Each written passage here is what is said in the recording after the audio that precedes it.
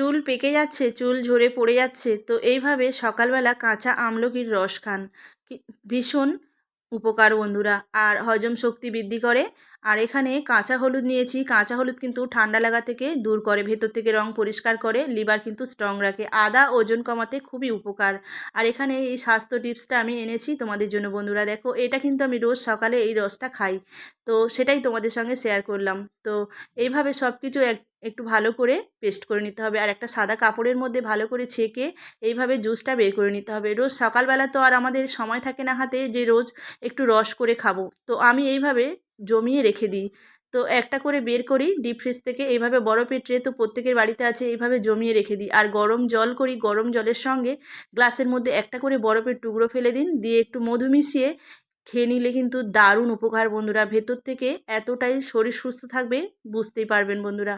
যদি ভালো লাগে একটা লাইক করে